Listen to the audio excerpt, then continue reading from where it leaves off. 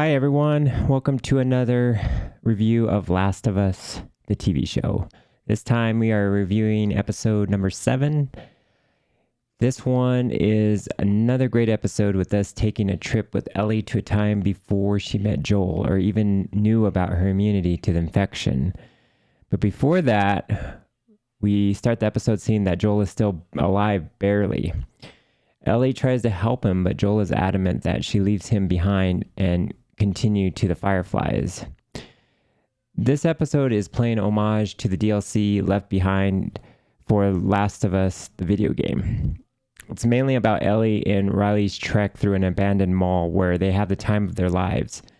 Drinking alcohol from a bottle that they looted off a dead guy, riding a carousel, taking pictures in a photo booth, playing video games in an arcade, and eventually making their way to a Halloween store and dancing with masks while listening to Etta James' cover I Got You Babe, originally sung by Sonny and Cher.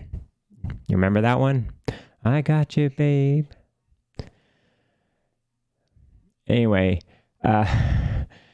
sorry about that. During their journey, they trade jabs about Fedra and the Fireflies and which group is ultimately better for the current situation that the world finds itself in. Ellie seems to see Fedra in a more favorable light, while Riley sees the Fireflies as the change the world needs to get things back in order. At the end of their journey through the mall, Riley confides that the reason she wanted to take Ellie on their magical night is because she would be leaving to a quarantine zone in Atlanta. Ellie's upset and wants Riley to stay.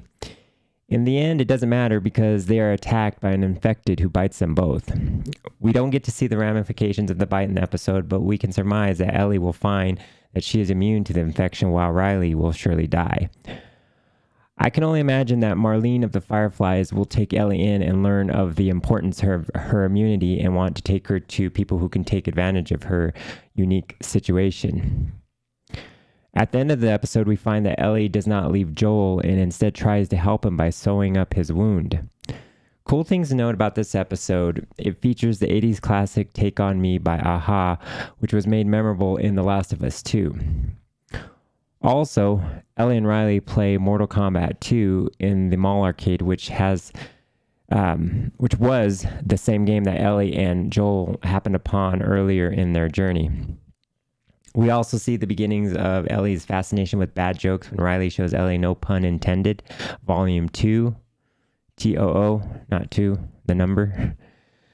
Lastly, we get to know more about Ellie and her sexual orientation. There is a hilarious scene when they stop in front of a Victoria's Secret store and Riley makes Ellie feel awkward about the lingerie in the glass window. What? Nothing. I was just trying to imagine you wearing that. Shut up! I want to mention the music for this entire series has been very good. Not just the original video game music, but the licensed music as well. This episode has some great tunes in it. I like this episode overall, and I know I said that I thought last episode was Bella Ramsey's best episode, but now I have to say this one is her best one. The way she conveys Ellie's childlike wonder at all the things she sees in the mall is convincing and shows that underneath her rough exterior, there is a childlike innocence that we rarely get to see. And then there's her reaction to when she gets bit that speaks how desperate and hopeless she feels. It's spot on acting and gives a great representation on how anyone would feel in that situation. No! As a whole, it was great to go on this journey with Ellie and Riley. It is like the best night and the worst night wrapped in one. I think we have had similar situations in our own lives, and that's why this episode works so well. Then we also get to see how that desperation feeds into her trying to help Joel at the end of the show. So that's a short review, but that's basically what it was all about. It was a great show, and it's basically the journey with Ellie and Riley, and that's what we're there for. Basically is representing the